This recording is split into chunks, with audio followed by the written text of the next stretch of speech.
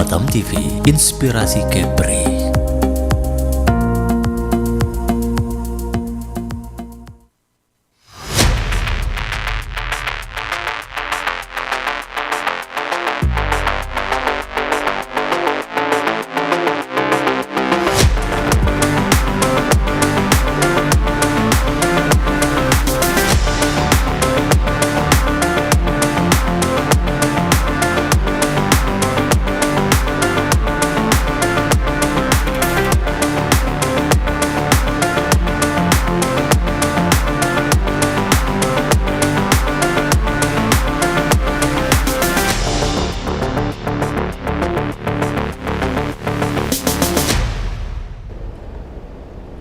Assalamualaikum warahmatullahi wabarakatuh. Selamat siang pemirsa, salam jumpa kembali bersama saya Wastina Itboho dalam program Bincang Prima bersama RSBP Batam dalam edisi hari ini Jumat 27 Februari 2026. Kali ini sudah hadir bersama kita pemirsa langsung di studio Batam TV ada Dr. Adrianti, dokter spesialis obstetri ginekologi ya, atau bisa kita sapa dokter sebagai sapaan biasa dokter Aat ya dok. Oke, halo dokter, apa kabar dokter? Baik, alhamdulillah. Alhamdulillah, kelihatan sekali dari raut wajah dokter ya. Iya, udah tua tapi tapi masih muda. Dokter, puasa lancar dokter? Alhamdulillah, lancar Kak. Ya. Lancar, alhamdulillah. Baik, pemirsa, hari ini dalam edisi pada siang hari ini tentunya kita akan berbincang dengan dokter Adri tentang bagaimana cara mencegah kanker serviks, karena ternyata penyakit tersebut bisa dicegah. Oke dokter, tapi sebelum kita lebih lanjut lagi obrolan kita selama 1 jam, dokter boleh dong disapa dulu nih pemirsa yang ada di rumah, sahabat sehat semuanya. Terima kasih Kak untuk semua pemirsa Batam TV, sahabat sehat semuanya di Kepri. Khususnya pada siang hari ini kita akan berbincang tentang bagaimana mencegah kanker serviks dengan harapan kita semua masyarakat Kepri bisa menjaga diri dari penyakit kanker serviks dengan melakukan pencegahan yang nanti akan kita uraikan bersama. Oke.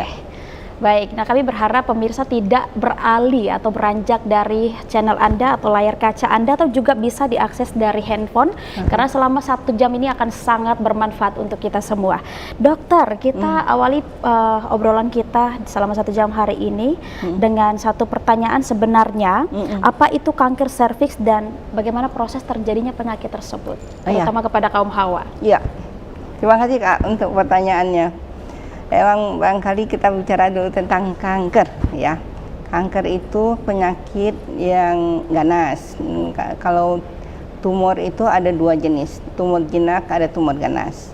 Kalau tumor jinak kita mungkin kalau di kandungan kita bicara miom, kista gitu ya. Tapi kalau bicara tentang kanker, penyakit yang bisa merusak organ itu sendiri, merusak tetangganya, dan masih bisa mengirimkan sel-sel yang sakit itu untuk menyebar ke paru-paru, ke organ-organ jauh. Jadi itu sebutannya kanker. Jadi dia tidak hanya merusak si organ kandungan kita sendiri, tapi juga bisa menyebar jauh.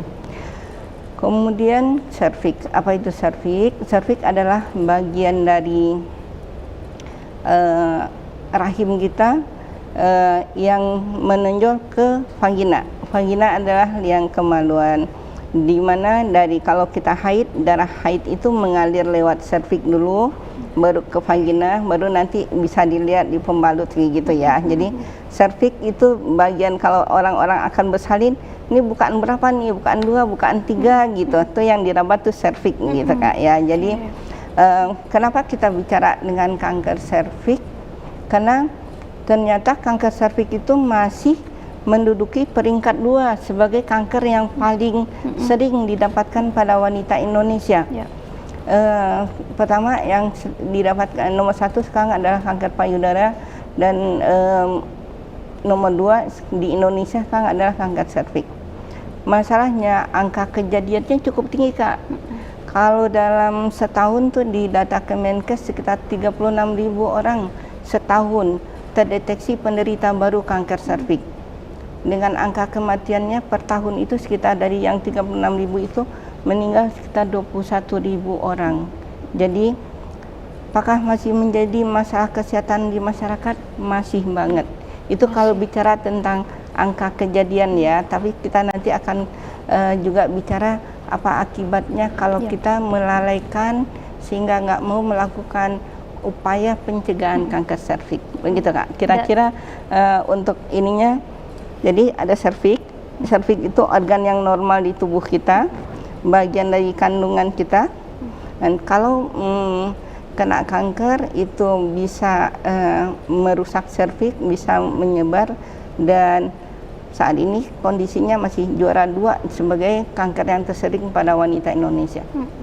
Tapi dok, mungkin gambaran sederhananya kenapa kanker serviks yang lebih sering menyerang wanita ini tergolong dalam salah satu kanker yang lebih sangat berbahaya gitu. Dan tadi dokter menjelaskan persentasenya cukup besar ya, dok. Kalau per tahunnya kita sebut 36.000 sekian, ternyata kalau kita berbicara tentang kejadian 21, berarti persentasenya angka meninggal ya, iya 65% ya. 65%. Kalau udah terdeteksinya dengan kondisi kanker serviks. Maka pada hari ini saya pengen banget mengajak pemirsa semua penonton TV untuk kita bicara jangan sampai telat kena kanker deh. Betul. Ayo, kena kanker ini menjadi salah satu dari sedikit kanker yang bisa dideteksi dini dan diobati segera. Gitu. Oke, dokter. Apa sebenarnya penyebab utama dari penyakit ini, dok? Oke. Telah banyak dilakukan penelitian bahwa kanker ini sangat erat kaitannya dengan virus HPV. Ada profesor dari Belgia yang meneliti tentang kaitan infeksi virus HPV dengan kanker serviks. Jadi pada sediaan-sediaan yang kanker serviks itu hampir di sebagian besarnya lebih 90% itu ditemukan ada virus HPV-nya. Mungkin hanya 1-2% saja yang tidak dikaitkan dengan kanker serviks, karena di serviks itu sendiri ada macam-macam jenis kankernya. Ada kanker sel squamosa, ada adenosea, ada clear cell, begitu ya Kak. Yang squamosa dengan adenosea itu sangat tinggi kaitannya dengan infeksi virus HPV. HPV itu human papilloma virus. Jadi virus papilloma yang mengenai manusia. Berarti untuk kalangan wanita dan juga ya, ini bisa mengenai sendiri. untuk laki-laki juga dikenal juga ke kanker pada anus, kanker pada rektum, kanker pada tenggorokan, itu juga ada yang didapatkan terkait dengan infeksi virus HPV ini Kak. Nah, untuk resiko kanker sendiri kita sebut siapa saja nih yang mungkin beresiko dan lebih berpotensi begitu untuk terkena kanker. Mungkin biasanya kalau kita berbicara tentang penyakit yang kita sebut tadi penyakit yang cukup ganas, apakah memang yang berpotensi untuk terkena penyakit ini hanya mohon maaf yang sudah menikah atau usia muda belum menikah juga berpotensi begitu dokter? Ya, terima kasih Kak untuk pertanyaannya. Jadi kanker ini ternyata tidak pernah ditemukan pada yang virgin. Pada yang virgin ya Kak, jadi bukan masalah menikah.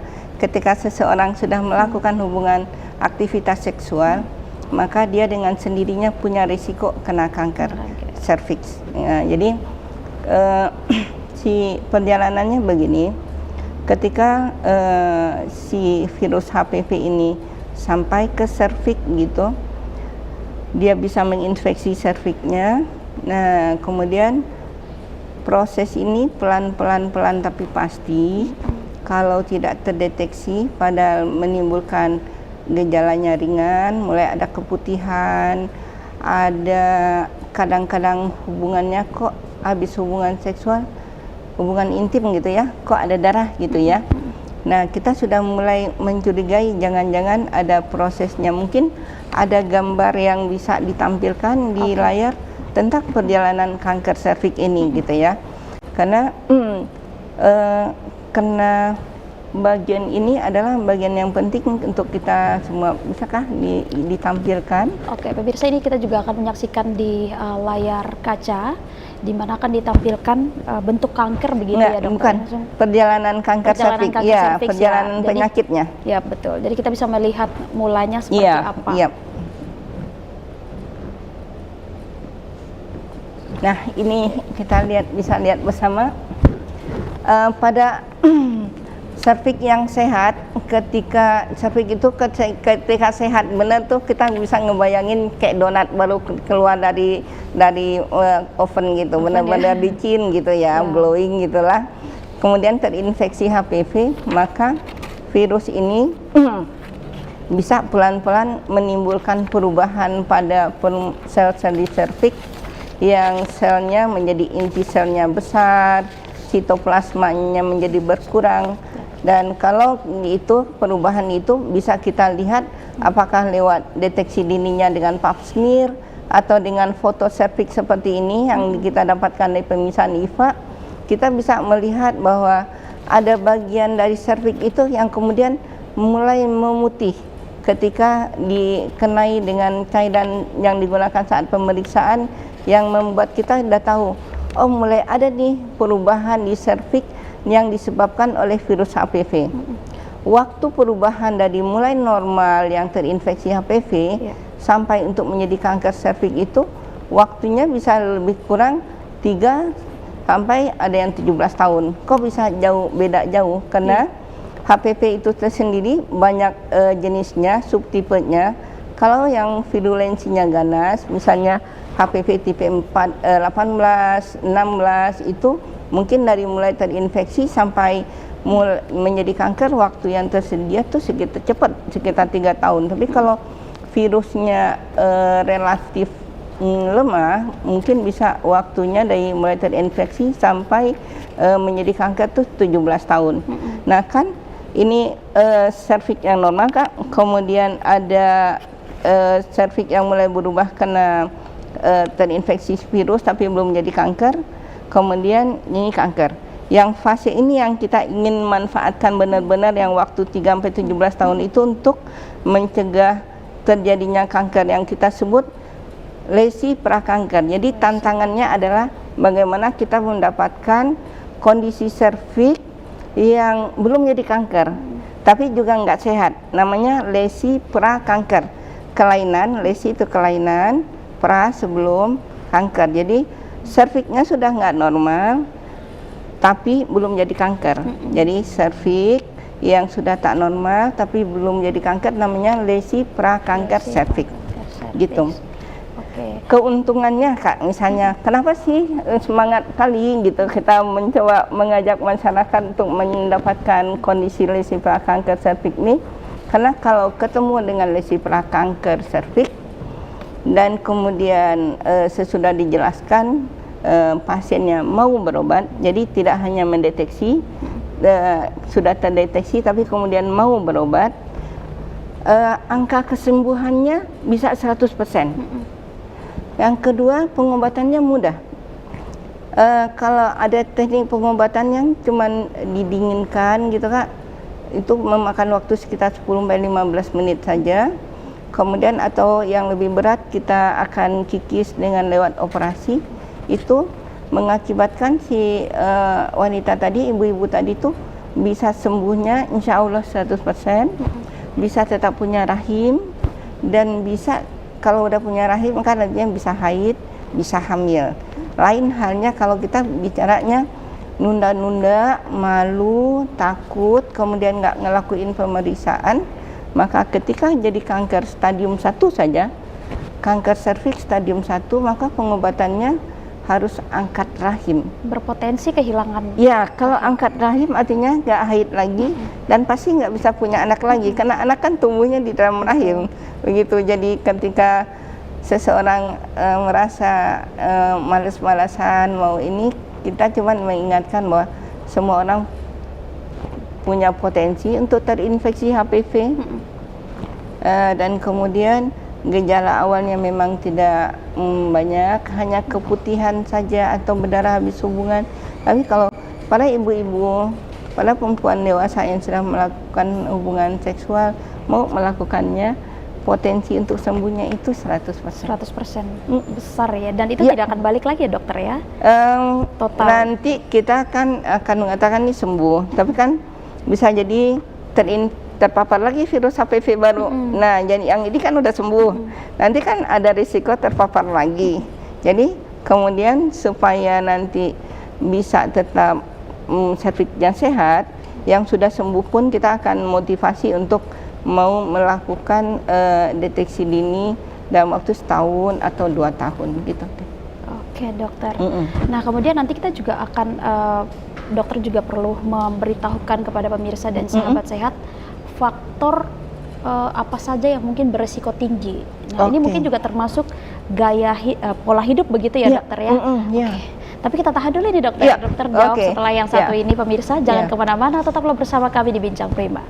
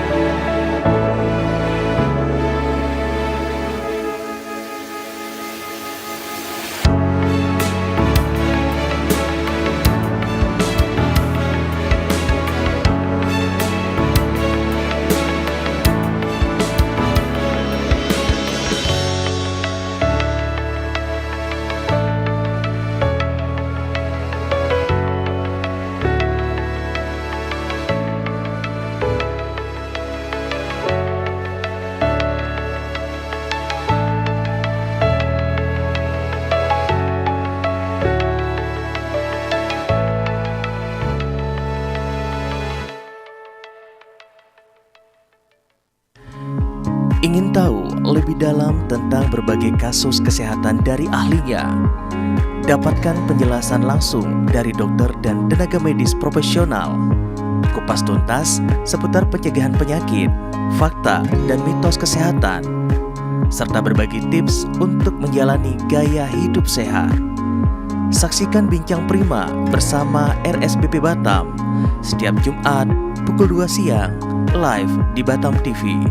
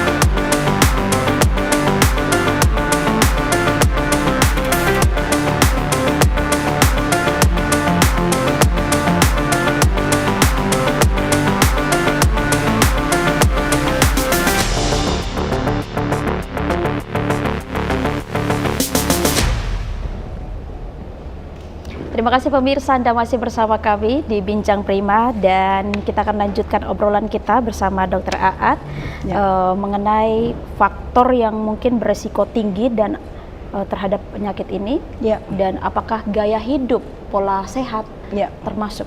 Gitu. Terima kasih Kak. Kalau kita bicara tentang faktor resiko, kan kita bicara dulu tentang kenapa penyakit bisa masuk ke tubuh kita. Oke.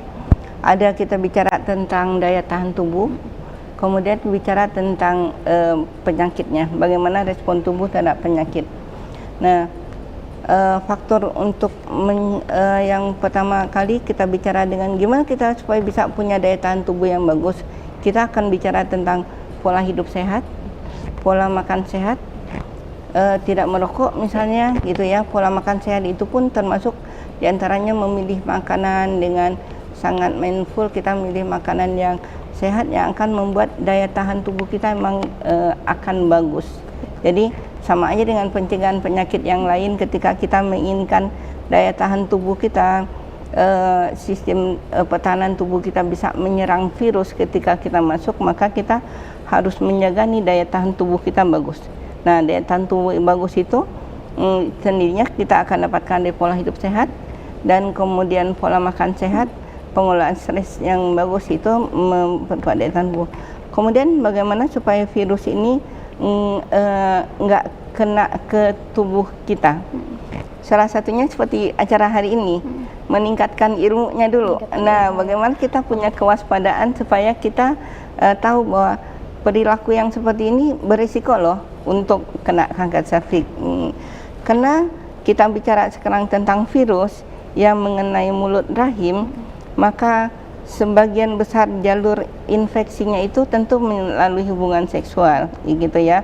Jadi kita akan bicara dengan pola seksual yang sehat, ya, dan itu juga akan sangat-sangat menjadi perhatian kita bersama, concern kita bersama, bagaimana seorang wanita tuh benar-benar melakukan hubungan seksual yang sehat, dan tidak hanya wanitanya, pasangannya pun, suami itu juga melakukan hubungan sehat. Dan juga buat remaja-remaja yang belum menikah, sangat harus menahan diri dari melakukan aktivitas seksual, karena makin dini melakukan hubungan seksual, resiko ke arah kanker serviksnya itu makin tinggi, karena daya tahan tubuhnya itu belum terbentuk untuk mengenal virus dengan baik, begitu ya Kak ya. Jadi perilaku seksual terutama gitu ya. Tapi kita tahu tuh yang menyentuh daerah kemaluan itu tidak hanya saat hubungan seksual, juga saat, mohon maaf nih, saat bercebok, sesudah buang air kecil kah, sudah buang air besar, itu tangan kita wanita yang punya badan akan menyentuh bagian kemaluan juga. Maka akan sangat penting untuk memastikan ketika kita mau membersihkan diri cebok, terutama kita pastikan tangan yang akan digunakan untuk menyentuh kemaluan itu pun menjadi tangan yang bersih.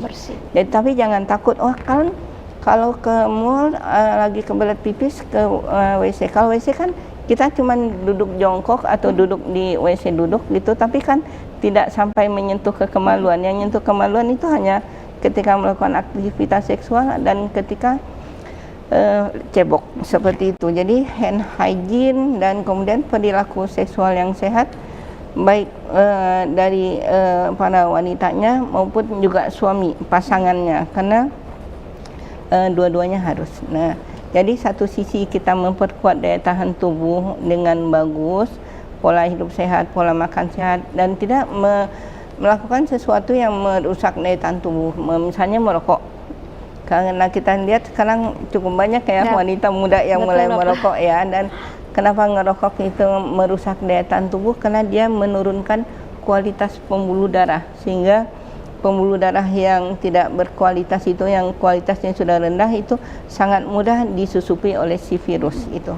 Barangkali itu Kak. Jadi kita di faktor risikonya itu bisa dari si perilaku yang mengundang virus masuk ke dalam, apakah lewat aktivitas seksual atau hand hygiene, dan kemudian bagaimana tubuh kita bisa ngelawan virus dan tidak menjadi orang yang lemah. Jadi orang-orang yang penyakitan, terutama yang menurunkan daya tahan tubuh, apakah HIV atau penyakit seksual yang lain, itu juga merupakan faktor-faktor yang menurunkan daya tahan tubuh yang memudahkan si virusnya masuk. Juga kalau misalnya kalau kita bicara ibu-ibu sekalipun sudah punya anak 1, 2, 3 atau lebih gitu, harus tetap punya waktu loh untuk diri sendiri.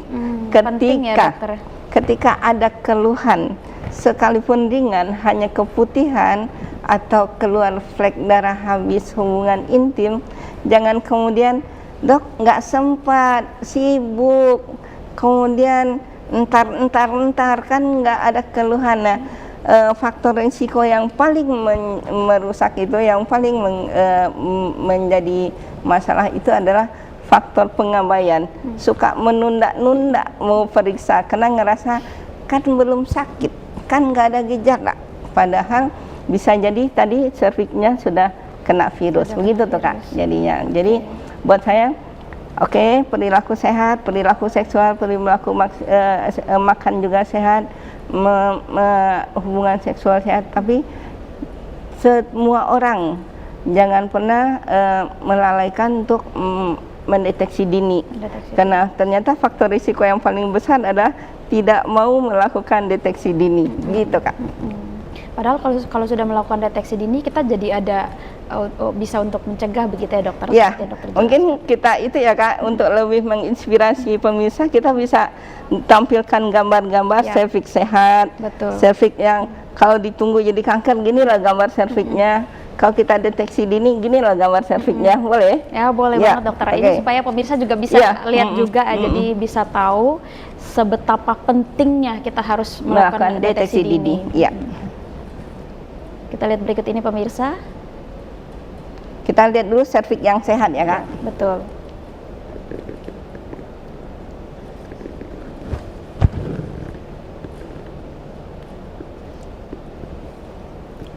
Tapi dok, ngomong-ngomong soal kanker serviks itu, apakah memang bisa diturunkan dari faktor genetik, begitu dokter? Alhamdulillahnya dia nggak terkait genetik Kak. Jadi nggak terkait genetik. Jadi ibu yang kanker serviks dia tidak menularkan secara langsung melalui gen untuk anaknya, tapi bahwa pola kebiasaan sehat di rumah itu, pola kebiasaan di rumah itu yang mengakibatkan keluarga itu punya risiko, itu bisa. Jadi kan misalnya apakah pola makan, pola kebersihan, bagaimana menjaga diri itu yang di rumah itu dibiasakan dengan cara tertentu, dengan cara sehat, tentu dia akan terhindar. Tapi kalau kemudian pola makannya salah, daya tahan tubuhnya tidak bagus, kan dia lebih berisiko untuk kena itu. Tapi dia tidak diturunkan secara genetik ya. Nah, tidak diturunkan secara genetik.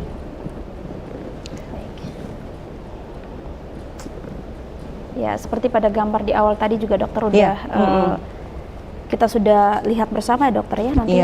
Nah, ini kita akan melihat di gambar ini adalah gambar serviks yang normal. Serviks yang normal itu, sekalipun ini wanitanya sudah punya anak, sudah melakukan hubungan seksual, serviks itu bisa kulitnya licin, tidak ada tanda-tanda lecet-lecet pada serviksnya. Dan ini pada kondisi ini idealnya kan nggak ada keluhan. Tetap saja nih, kenapa saya punya gambar seperti ini? Karena ibunya melakukan pemeriksaan deteksi dini ketika sedang kondisi sangat ideal, nggak ada keluhan, makanya ada gambar. Nah, kalau seseorang mau melakukan deteksi dini dengan kita mengambilkan foto lewat pemeriksaan IFA, maka kita akan lihat bahwa serviks yang tadi licin, mulai ada gambar kayak lumut di dinding begitu, ada awan-awannya, ada putihnya, bagian yang putih menonjol di permukaan serviks, itu yang kita sebut dengan lesi prakanker serviks. Nah, gambar-gambar yang ini pasiennya tuh biasanya nggak ada keluhan yang bermana Kak. Biasanya keluhannya hanya keputihan, bukan keputihan yang gatal, bukan keputihan bau, keputihan yang seperti berair-air saja, tapi kok sering kambuh gitu ya. Jadi untuk kita semua, ketika ada keluhan seperti sering keputihan, keputihannya berulang, kambuhan, maka sudah saatnya ya ibu-ibu, kakak semua yang sudah menikah, yang sudah melakukan hubungan seksual, lakukanlah deteksi dini. Bisa jadi kita dapatkan gambar seperti ini. Nah, kalau dapatkan lesi perah kanker serviks begini, diobatin segera tuh bisa sembuh 100%. Nah, bayangkan kalau kita telat-telat tak mau melakukan pemeriksaan, maka yang kita dapatkan serviks kita seperti gambar di depan. Bayangkan lagi gambar yang serviks mulus seperti donat baru keluar dari oven itu ya. Kemudian karena kita lalai, malu, takut diperiksa, takut ketahuan penyakitnya, sehingga kemudian udah ada keputihan sering, bahkan udah ada berdarah habis hubungan, bahkan ada berdarah spontan tapi nggak mau periksa, maka bisa jadi kita ketemunya kondisi serviks yang sudah hancur begitu. Iya, sudah jadi kanker Berarti serviks. sekali lagi mungkin bisa lebih ditegaskan lagi kondisi serviks yang masih normal dan dokter bilang glowing ya dok, itu yang gambar pertama tadi ya dokter ya. Dan ketika sudah ada gejala seperti keputihan begitu, seperti lumut di sekitar serviks, dan yang parah adalah gambar terakhir. Iya, kita lihat, kayak kalau misalnya kita bicara tentang kanker, itu gambar yang terakhir Kak. Kanker itu bisa jadi yang fase awal tuh gambarnya seperti lecet saja atau ada benjolan kecil, tapi tetap aja pengobatannya itu akan mengakibatkan dokter akan mengatakan, Bu, ini sudah positif kanker. Dari pemisahan biopsi yang dilakukan kan, diambil dulu sedikit daging di sana, diperiksa di bawah mikroskop, dipastikan kanker, maka pengobatannya kalau masih bisa dioperasi itu akan operasi angkat rahim. Angkat rahim namanya histerektomi radikal. Rahim dengan organ sekitar kelenjar getah beningnya juga diangkat. Kalau yang udah lanjut 2B atau 3 gitu, nanti akan disinar untuk mungkin 36 kali penyinaran, dan itu sih benar-benar penuh perjuangan, atau kemoterapi. Jadi kalau kita bisa mengajak kita semua, ayo kita semua ibu-ibu dan wanita dari muda sampai wanita tua, ayo care dengan badannya, jangan sampai terdiagnosisnya dengan kondisi kanker. Sangat besar peluang untuk melakukan pemisahan sehingga kita bisa dapatkan kondisi lesi prakanker serviks. Oke, nah kemudian ada sering sekali pertanyaan dari masyarakat, dokter, apakah kalau sudah penyakit kanker serviks itu dampaknya kemandulan atau seperti apa dokter? Ini juga. Kan kalau kita bicara kanker serviks kan angkat rahim. Kan hamil sudah membutuhkan pasti ya. rahim, Nah, jadi pasti akan tidak bisa punya anak lagi gitu deh. Ya, jadi kalau kita bicara kanker, tentunya sesudah terdiagnosis dan diobatin, pengobatan itu sendiri mengangkat rahim. Kenapa sih mengangkat rahim? Supaya penyakit kanker ini nggak menyebar kemana-mana. Jadi sumber yang terkena kanker itu harus diangkat segera. Oke dokter, tadi ada gambar terakhir juga yang mungkin kita katakan parah ya dok. Itu kira-kira stadium berapa tuh dok? Yang parah level berapa? Yang gambar tadi itu ada yang udah stadium 3, ada yang stadium 4. Kalau gejala yang dirasakan tuh biasanya akan pendarahan spontan. Pendarahannya itu bisa sangat banyak, kayak keran dilepas gitu, gitu, sehingga si ibu itu datang ke rumah sakit sudah dengan kadar hemoglobinnya 4, 5 seperti itu, jadi memerlukan transfusi berulang. Kemudian di samping serviks itu lewat saluran dari ginjal menuju kandung kemih, sehingga kalau kankernya nyebar ke daerah sini, ke dekat ureter namanya, maka ureternya akan dijepit, sehingga pasien yang kanker serviks stadium lanjut itu biasanya juga akan mengalami gagal ginjal, sehingga harus cuci darah gitu ya Kak. Kemudian di dekat sana juga ada tulang panggul kan. Kalau kanker itu sudah mengenai tulang tuh biasanya sakitnya banget, sakitnya nggak tertahankan. Dan dari kanker itu yang bentuknya seperti tadi, keluar tuh cairan bau, keputihan bau gitu, yang mengakibatkan si penderitanya itu mengalami gangguan sosial. Dia malu berinteraksi dengan orang karena merasa badannya bau, tapi juga kena lemes karena kan kadar hemoglobinnya rendah, jadi otomatis pucat dan lemah, atau kena sakitnya. Jadi benar-benar ketika telat-telat melakukan pemeriksaan serviks kita lewat deteksi dini, ketemunya kanker tuh penderitaannya tuh udah berlipat-lipat begitu. Gitu. Luar biasa ya Bu. Nah kemudian untuk ibu-ibu nih, penggunaan kontrasepsi dalam jangka waktu yang cukup panjang itu apakah berisiko juga untuk kanker serviks, Dok? Harusnya enggak sih Kak, karena kalau dengan si ibunya melakukan memakai kontrasepsi dan dia dalam mau melakukan kontrol kontrasepsinya secara berkala ke tenaga kesehatan, dengan sendirinya ketika berhadapan tuh bisa ditanya ya, Ibu ada keluhan nggak gitu ya, sehingga ada saya keputihan, dan kita akan melakukan pemeriksaan justru dengan memakai kontrasepsi dan dilakukan kontrol, dengan sendirinya ada kesempatan bertemu dengan tenaga kesehatan sehingga ada keluhannya si ibu, kita akan follow up apakah ini berkaitan dengan serviks enggak. Tapi tidak kena KB-nya ya Kak, KB-nya sendiri tidak mengakibatkan kanker serviks. Jadi ya KB-nya sendiri tidak mengakibatkan kanker serviks, hanya ketika dia punya keluhan dan kemudian tidak diobatin, mungkin bisa jadi berpotensi kena kanker serviks. Orang kan bisa cepat membilang, wah ini gara-gara KB. Enggak sama sekali. Jadi kita sudah di kedokteran di kandungan tuh sudah mendapatkan bahwa si kanker serviks itu benar-benar kaitannya dengan infeksi virus HPV tadi. Jadi jangan takut memakai kontrasepsi. Hanya pemakai kontrasepsi yang bijak tuh harus melakukan kontrol lah rutin kontrasepsinya. Terutama kalau ada keluhan, misalnya keluhannya keputihannya sering, atau kok gangguan haid sering keluar darah di luar jadwal, dengan sendirinya pemakai kontrasepsi yang bijak harus melakukan kontrol dong. Dan dengan melakukan kontrol mudah-mudahan si dokternya bisa menemukan kondisi serviksnya sehat apa tidak sehat gitu. Oke dokter. Ya. Nah kemudian sekarang mungkin ya ada banyak sekali orang tuh yang kemudian selain yang dokter bilang tadi telat melakukan deteksi dini baru sadar ketika itu sudah menjelang atau bahkan sudah di stadium akhir, Dok. Kenapa tuh seperti itu? Ya mungkin banyak hal ya ngejawabnya ya, terutama kalau kita lihat penyebab utama orang nggak mau berobat itu karena takut sebenarnya, takut ketahuan jangan-jangan kanker. Jadi sepertinya gini, bersembunyi dengan cara memasukkan kepala ke dalam sesuatu lubang sehingga nggak melihat dunia luar, sementara kan badannya masih ketahuan. Jadi badannya masih kelihatan. Ternyata dia nggak ingin ketahuan penyakit dengan tidak melakukan pemeriksaan padahal udah ada keluhan. Hanya jangan-jangan nanti terdiagnosis kanker, jangan-jangan terdiagnosis kanker.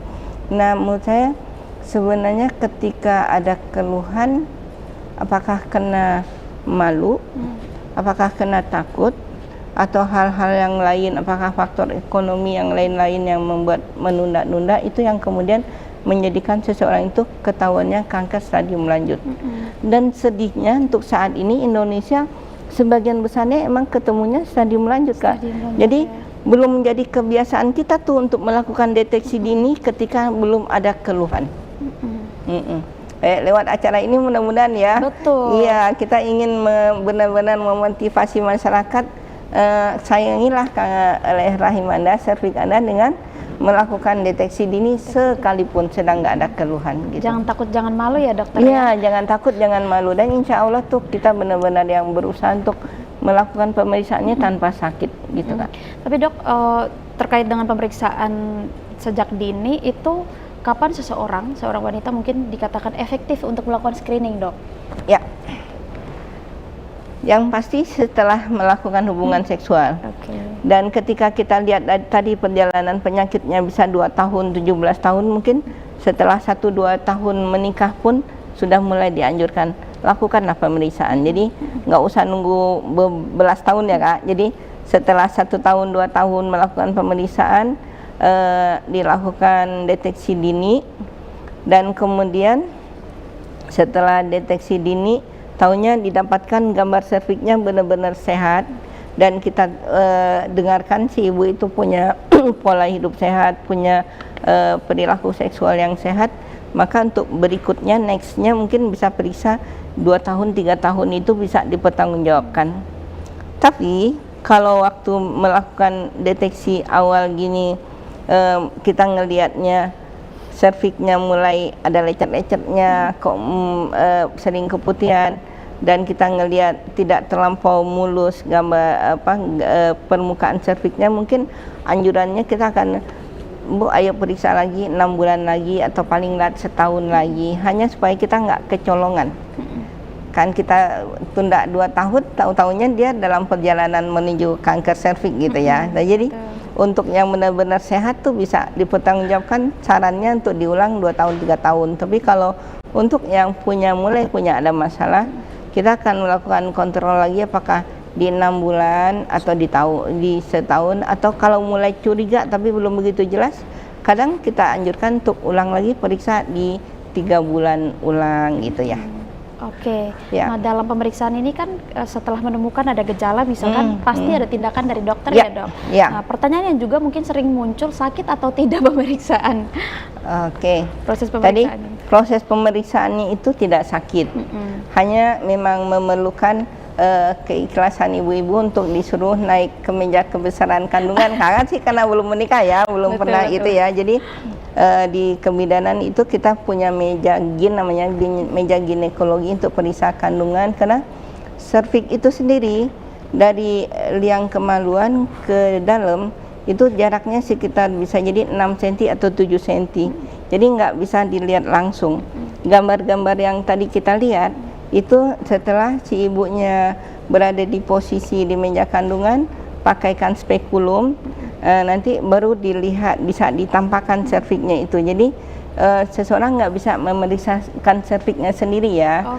Dan itu pun dokter harus memakai spekulum. Oke. Tapi kalau karena dengan pemisah lihat tadi bahwa gambar-gambar yang ditampilkan itu sama sekali tidak menampilkan aurat, tidak menampilkan sesuatu yang memalukan. Jadi harusnya dengan pemeriksaan ini kita mendapatkan foto serviks kita, pemisahannya sebentar, insya Allah dengan teknik yang baik itu tidak sakit, tidak lama. Waktu dari mulai diperiksa sampai kita bisa dapatkan hasilnya itu cuma tunggu 1 menit saja. 1 menit saja. Iya, jadi nggak nunggu berhari-hari ya.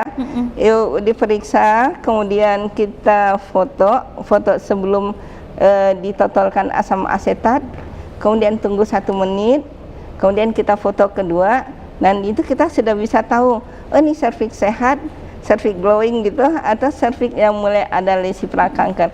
Waktu pemisahannya untuk menunggu hasil cuma 1 menit saja. 1 menit saja. 1 menit saja. Nggak lama ya dokter? Iya, ya? dengan demikian sih tidak ada aurat, gambar aurat. Jadi harusnya ibu-ibu nggak mempunyai alasan lagi malu untuk diperiksa, begitu deh. Betul. Ini informasi yang bagus nih. Jadi semoga ini juga mengurangi rasa takut dari sahabat sehat semua, terutama untuk ibu-ibu untuk deteksi. Iya, sekarang tadi gitu ya, saya lanjutkan yang di pertanyaan tadi, kalau misalnya sudah terdeteksi, terus lantas apa? Obati segera.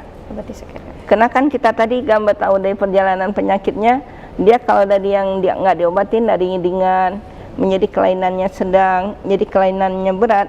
Nah, kelainan yang displasia berat ini untuk jadi kanker serviks itu hanya nunggu berapa bulan lagi saja. Jadi jangan kemudian udah terdeteksi, Bu ada lesi prakankernya loh. Ini alhamdulillah loh, ibu datang dengan kondisi ditemukan lesi prakanker serviks. Ini misalnya IVA, namanya tes IVA ya, tes IVA positif itu bukan positif kanker serviks, tapi ada lesi prakanker serviks. Serviksnya tidak normal lagi, tapi belum jadi kanker. Dan pengobatannya Kak, memerlukan ada 2 jenis pengobatan. Pengobatannya dengan cara pendinginan atau dengan cara operasi. Kalau yang cara pendinginan ini waktunya juga tidak lama, 10 menit saja. 10 menit saja tuh insya Allah nanti ketika sembuh sekitar 1,5 bulan kemudian dia udah punya serviks yang glowing lagi, yang bebas dari gambaran kayak awan atau kayak lumut di dinding tadi itu. Serviksnya benar-benar udah yang licin lagi beneran. Kalau untuk operasi sendiri butuh waktu berapa menit atau jam gitu? Iya, pengerjaannya sih biasanya dari mulai dibius dan semuanya itu akan memakan waktu sih sekitar setengah jam lah ya Kak, setengah jam. Tapi kan bius yang seperti orang melahirkan, spinal, yang membuat si ibunya akan tetap disarankan nggak duduk dulu sampai 12 jam supaya nggak pusing. Jadi dari habis operasi baru pulangnya besok. Nah, kenapa sih ada yang dioperasi, ada yang didinginkan? Kalau kelainannya masih ringan, teknik pendinginan itu efektif. Jadi walaupun pengobatannya 10 menit saja, disentuhkan alat krioterapi namanya, tidak alatnya tuh seperti logam yang licin saya, ditempelkan di kemaluan, ditempelkan 10 menit, nanti sesudah itu selesai. Kita tinggal menunggu untuk sembuhnya. Tapi kalau kelainannya luas atau kelainan bayangan putihnya itu sudah kelihatannya tebal, biasanya pendinginan tidak efektif. Untuk yang seperti ini kita sarankan operasi. Apa yang dilakukan saat operasi, kulit serviks yang cuman setebal bawang, kalau dikupas kan bawang itu tipis kan nih kan. Nah, yang kulit seperti itu dibuang, dikulitin, tapi dengan dibius, jadi nggak sakit. Oke, nggak sakit ya Kak, dengan dibius ya, dibius, benar-benar dibius, nggak sakit. Kemudian kulitnya dikupas dan kemudian perdarahannya diatasin, biasanya nggak banyak berdarah, dan kemudian selesai. Menunggu efek biusnya selesai, besoknya udah bisa pulang. Dan dengan demikian pengobatannya benar-benar yang pengobatan tidak menyakitkan, hanya didinginkan tuh 10 menit, atau dikulitin, dikupas kulitnya itu yang nggak sehatnya untuk operasi yang nggak nyampe setengah jam. Tapi hasilnya wanita tadi yang mau deteksi dini, mau diobatin segera, itu hadiahnya akan tetap punya rahim loh. Punya rahim itu artinya bisa punya anak lagi gitu deh. Ya. Oke, sepenting itu ya. Ya, benar-benar penting gitu. Oke. Ya. Baik dokter, kita akan silakan. Jadi kita terus bicara tentang pencegahan, yang kan kita nih jadi ayo cegah kanker serviks ya, kena serviks itu. Jadi satu tadi dari mengenai faktor risiko dan menerapkan pola hidup sehat, pola perilaku seksual sehat, hygiene, kebersihan tangan yang sehat, kemudian melakukan deteksi dini. Kalau deteksi dininya didapatkan ada lesi prakanker serviks, diobatin segera. Dan satu lagi senjata kita untuk mencegah, namanya vaksinasi. Ya, vaksinasi. Jadi vaksin ya.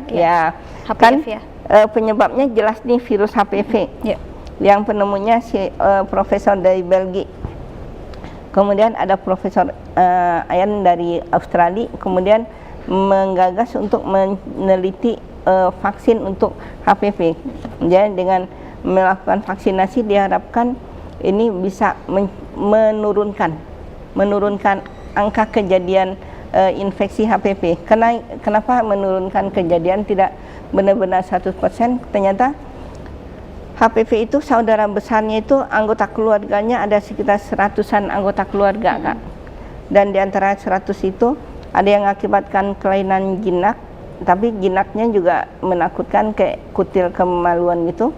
Tapi juga ada belasan yang menjadi pemicu perubahan sel menjadi kanker serviks.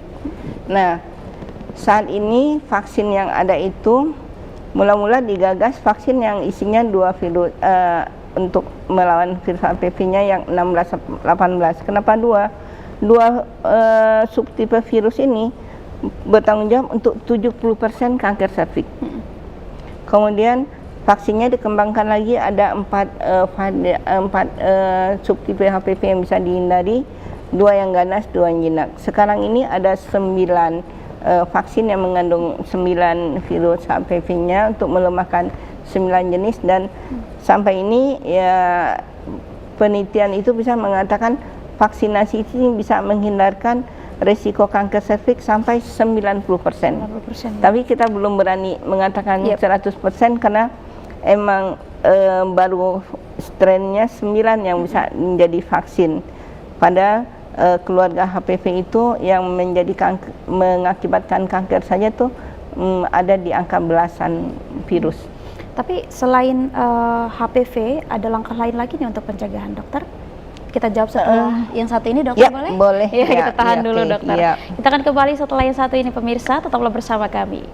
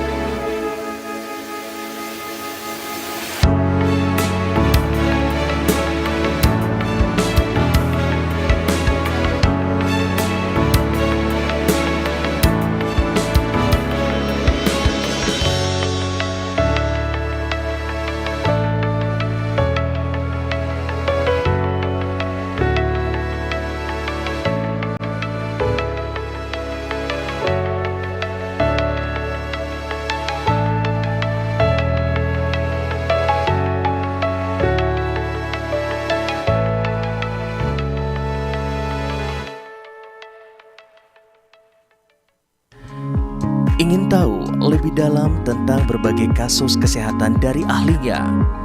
Dapatkan penjelasan langsung dari dokter dan tenaga medis profesional. Kupas tuntas seputar pencegahan penyakit, fakta dan mitos kesehatan, serta berbagi tips untuk menjalani gaya hidup sehat. Saksikan Bincang Prima bersama RSBP Batam setiap Jumat pukul 2 siang live di Batam TV.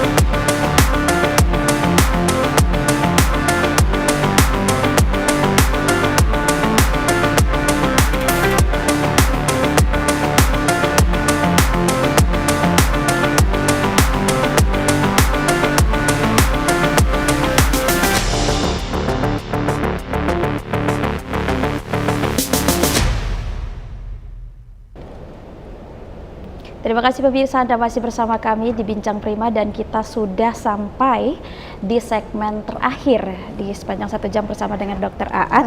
Dokter, pertanyaan tadi, selain vaksin HPV, langkah apa yang mungkin harus dilakukan untuk dalam hal pencegahan kanker serviks? Untuk vaksinasi hanya vaksin HPV, karena kan dibicara dengan HPV ya. Dan itu sudah mulai bisa dilakukan ketika anak kita udah usia 12 tahun, itu bisa untuk 2 kali vaksin. Kalau untuk yang sudah melakukan hubungan seksual ingin vaksin, lakukan deteksi dini dulu. Deteksi dininya penyakitnya negatif baru dilakukan vaksinasi. Lantas pertanyaan pentingnya di mana nih bisa diperiksa gitu dokter, ya. betul. Pemisahan gambar-gambar yang tadi kita tampakkan itu namanya pemisahan IVA. IVA itu kepanjangannya inspeksi visual dengan asam asetat. Jadi melihat serviks kita setelah ditotol dengan asam asetat. Pemisahannya gampang saja, hanya 1 menit udah langsung ada hasil. Ada gambar yang bisa dikirim lewat WA atau di print fotonya untuk pengobatan. Dan kalau terdeteksi itu bisa diobati segera, dan pengobatannya kalau belum berat hanya 10 menit saya didinginkan atau dioperasi yang operasinya tuh hanya mengupas kulit saya sehingga nggak kehilangan rahimnya. Di mana pemisahannya, insya Allah sekarang ini di semua puskesmas bisa melakukan pemisahan itu dengan membayar retribusi puskesmas yang 5.000. Kemudian bisa juga silakan datang ke RSBP Batam untuk melakukan pemisahan. Di Poliobjin itu bisa setiap hari kerja, itu bisa aja untuk lakukan pemisahan. Dan kemudian ketika pengobatannya biasanya dari dokter puskesmas, kalau ada yang pasien positif gitu ya, atau ada klinik-klinik, nanti di rumah sakit otorita pun kita punya alatnya untuk bisa mengobati ini. Dan pengobatan ini biayanya ditanggung BPJS Kak. Jadi untuk masyarakat yang mungkin mempertanyakan apakah biayanya mahal, kalau ibu bapak punya BPJS itu bisa dirujuk untuk ditata laksana di Rumah Sakit BP Batam. Yes. Ya. Oke dokter, nah mungkin terakhir dokter mungkin bisa disampaikan pesan penting untuk kaum hawa di seluruh Indonesia, terutama di Kota Batam nih. Iya, saya ingin bahwa pembicaraan ini dengan segala gambar-gambarnya bisa memotivasi kita semuanya untuk menghindarkan diri dari kanker serviks. Pesan apa? Yang pertama adalah bahwa kanker serviks itu masih tinggi di Indonesia, masih nomor 2 dengan angka kejadian 36.000 dalam setahunnya. Yang kemudian kedua, penyebabnya HPV. Apakah kita berisiko untuk kena HPV? Semua wanita yang melakukan hubungan seksual, yang ceboknya mungkin tangannya nggak bersih, itu tetap aja punya risiko untuk terkena HPV. Dan penyakit ini dari mulai terinfeksi sampai menjadi kanker itu ada namanya lesi prakanker, dan ini momen emas yang kita gunakan untuk melakukan deteksi dini. Dan deteksi dini gambar yang tadi itu bisa disebut dengan pemisahan IVA. Kalaupun pap smear, silakan pap smear. Nanti kalau hasil pap smear-nya negatif, nanti serviksnya juga akan kita lihat dengan foto tadi.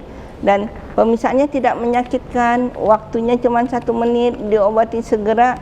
Itu insya Allah bisa pakai BPJS, lamanya cuma 10 menit atau kurang dari setengah jam, bisa sembuh 100%. Jadi yang penting banget, jangan malu, jangan takut, jangan nunda-nunda untuk melakukan deteksi dini. Oke, baik, harapannya ke depan mungkin masyarakat bisa seperti itu ya dokter ya? Iya, masyarakat kalau itu lebih ke arah kata mau melakukan, karena juga nih, mau datang ke fasilitas kesehatan untuk melakukan pemisahan ini, mau ke RSBP Batam silakan banget, atau di puskesmas juga bisa. Dan kemudian langkah pertamanya adalah mau singkirkan rasa malunya, karena tidak ada aurat ya Kak yang tercemar. Jadi dengan kepedulian Anda terhadap rahim Anda, dengan melakukan deteksi dini, pola hidup sehat, kalau ada masalah diobatin segera, itu akan menyelamatkan rahim Anda. Jadi akan tetap bisa haid, akan tetap punya kebanggaan karena rahimnya masih utuh, bisa melayani suami dengan percaya diri, dan kemudian yang penting banget masih bisa hamil. Seperti itu. Langkah kecil yang menyelamatkan rahim. Betul sekali. Jangan sampai terlambat ya. Jangan sampai penyesalan datang di akhir. Oke dokter, terima kasih banyak dokter.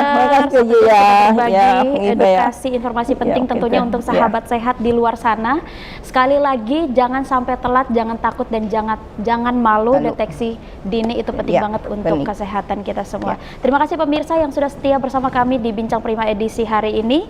Akhirnya terima kasih untuk perhatian dan kebersamaan Anda. Saya Wasti Naitboho dan seluruh kerabat kerja yang bertugas hari ini mengucapkan terima kasih dan pamit undur diri dari hadapan Anda. Sampai jumpa. Jantung Batam yang terus bertumbuh, kami hadir membawa harapan baru. Rumah Sakit Prima, tempat sehat bermula. ASBP Batam melayani sepenuh jiwa.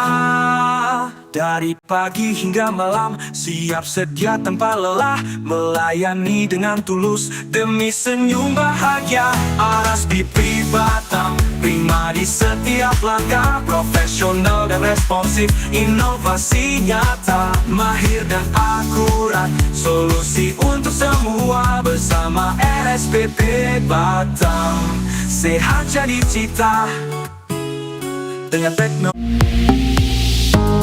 Batam TV, inspirasi Kepri.